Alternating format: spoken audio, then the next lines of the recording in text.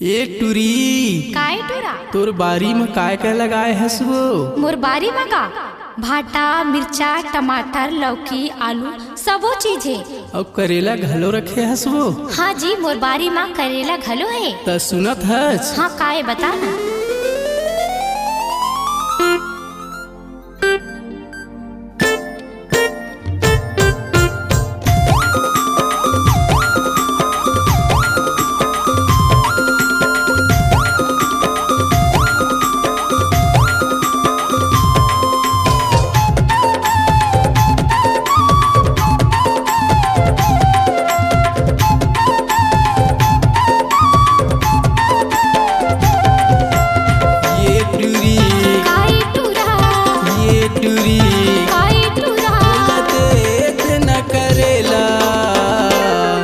तोर बारी में मैं आहूँ कतका बेरा, तोर बारी में मैं आहूँ कतका बेरा।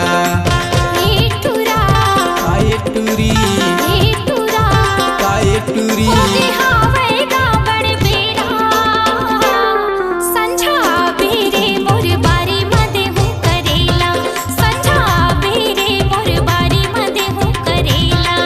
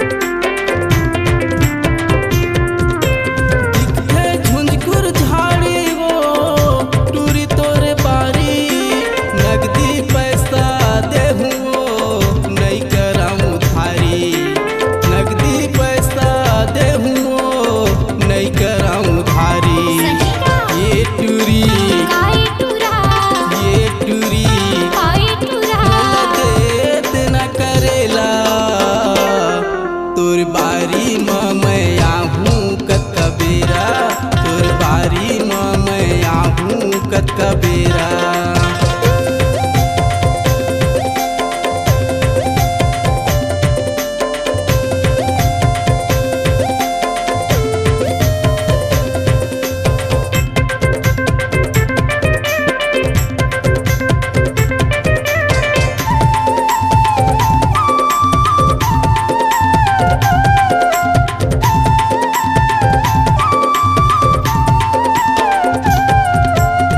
लगे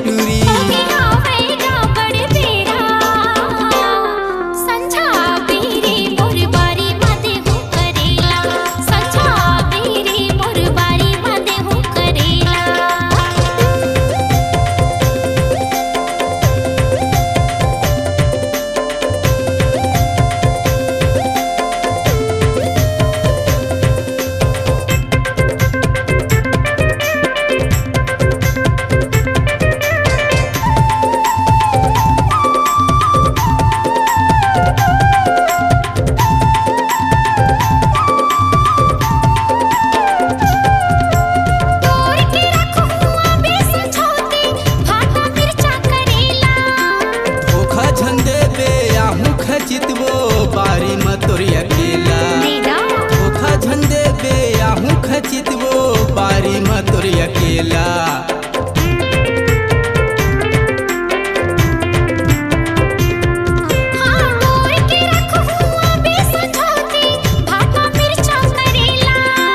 धोखा झंडे बे आहू खचितवो बारी में तोर अकेला।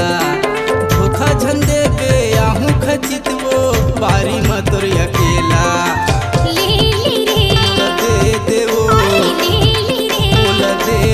मोला दे देना करेला तोर बारी में मैं आहूँ कतका बेरा। तोर बारी में मैं आहूँ कतका बेरा। काहे टूरी काहे टूरी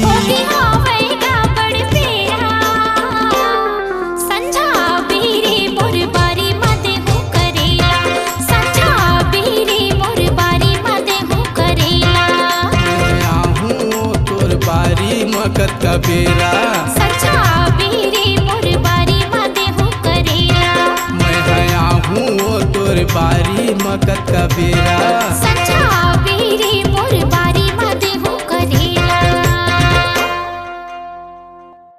आपकी आवाज ही आपकी पहचान है। यदि आप अपनी आवाज को एक नया आयाम देना चाहते हैं तो चले आइए मल्टी ट्रैक डिजिटल रिकॉर्डिंग के लिए AVM audio video studio Khamtarai Raipur. Mobile number 9301523929 और 7869646201। यदि आप नए एवं पुराने गीत सुनना चाहते हैं तो avmgana.com में जाकर गाना फ्री डाउनलोड करें और YouTube चैनल में AVM गाना को सब्सक्राइब करें।